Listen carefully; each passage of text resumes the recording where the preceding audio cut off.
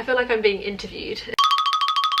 Hello and welcome back. So today I thought I would go through some of your assumptions. In general, I would say you guys know me pretty well. There are some that are quite funny, but a lot of them were actually really nice ones. Like, they assume nice things about me, so that was very sweet. I didn't expect that. So the first assumption is that I found it hard growing up half Asian. Now, I grew up in Brighton and this is a very inclusive area. I would happily bring my kids up there, but it is also quite a white place. So I was the only Oriental person in my class until I was about in year 9, I'd say, and even then there were still only 2 of us. I mean, I've also got this thing where I kind of blur out, like black out any bad memories or any like racial comments because my brain doesn't have the capacity to store that kind of thing. But I only found my first half Chinese half English friend when I came to uni, and that was amazing. Like, I think that's probably one of the best things about starting uni, is that you find people that you wouldn't have found anywhere else. And I remember just relating to her so much. Like, we had so much in common. I know when I was younger I get excited at anything Chinese. Like Mulan was amazing to me, to see an Asian character on screen, and I'm so glad that there's so much more coming out now.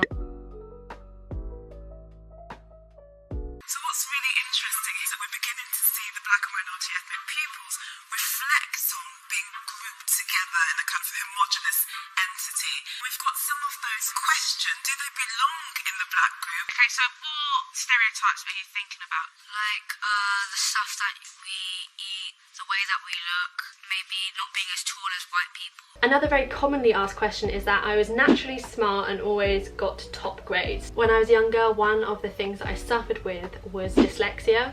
I not only tried piano lessons to fix my hand and eye coordination, but luckily my nan was actually a dyslexic teacher, because dyslexia did run in the family, and she put me on this thing called the listening program. I'd basically wake up at 6 AM every morning and listen to classical music playlists for about an hour, and I would write down what I could hear, what sounds, like sometimes there would be birds chirping and like owls hooting.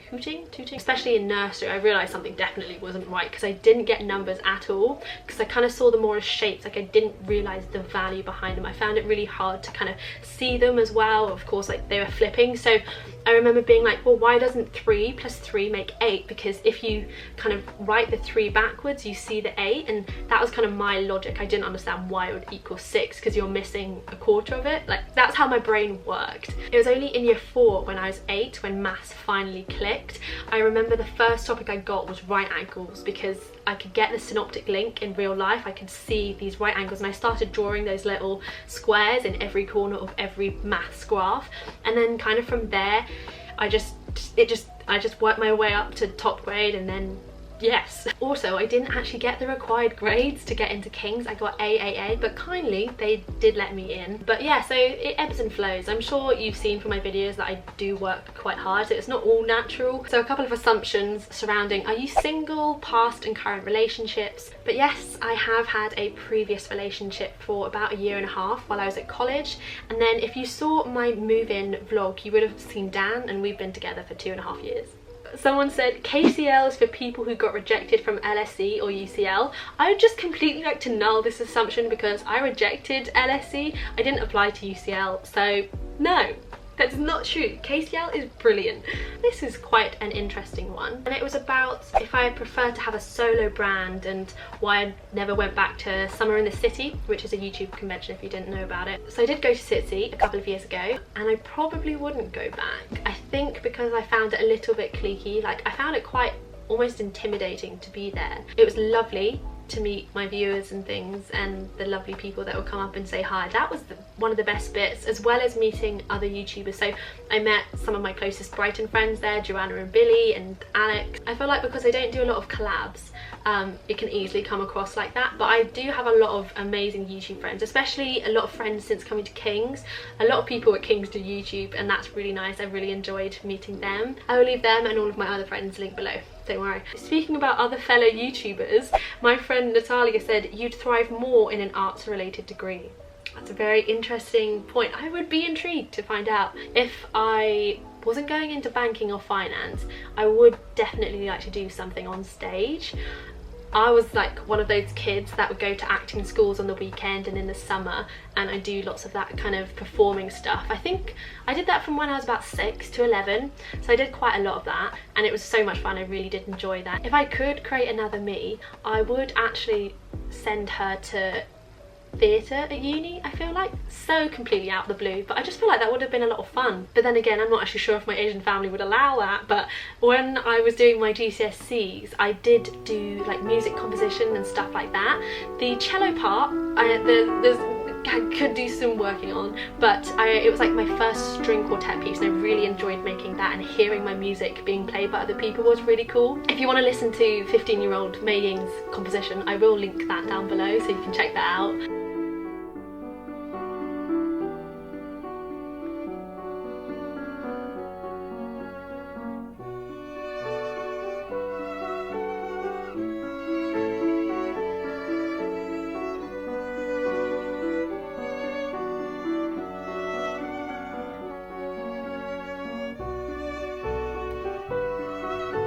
I think the most common assumption that I got was around money, how much I earn, your family, you're rich, and there are loads on this, but I don't really understand why there is such a stigma around money, and I think it could be the fact that because I study economics and management, I speak about money a lot, so it seems like normal. I don't see why there should be such a problem when speaking about it, because it's really important. Rich, it's all relative, but I'm lucky in that I don't have to worry about putting food on my table for a family or getting kicked out of my flat. I definitely choose to be aware of my money habits and my spending habits. If you've seen any of my other videos, you would know that I am quite frugal at times. I love good value things, and that's because I was lucky in a sense that I started earning money when I was 13, so quite young. I probably made the bulk of my money when I was 15 to 16, doing a lot of stuff on social media, and I remember going for my first ever clothes shop, and that was so exciting because before then my mum had been the one who would buy me clothes for my birthday or for Christmas if I wanted something, and I remember she was like, oh, do you want me to buy those off you for your birthday? I was like, nope. That was such a big achievement, but I did learn pretty early on about the instability of digital media and income, and so I kind of stuck to this 70-30 rule that I made up, where I would save 70% of my earnings and then 30% I would spend. But of course at the time I was a teenager, so I didn't have to pay for rent and food, so it mainly went on buying birthday or Christmas gifts for family, or I would reinvest in my technology, so I'd buy like a nice camera once I knew that I could make the money back. A very nice assumption is that you're super nice and super calm and you have the best friends, and I agree, I actually do. It took me bloody ages. There's an assumption that I don't go out clubbing. Love your vids, wish we could be friends IRL.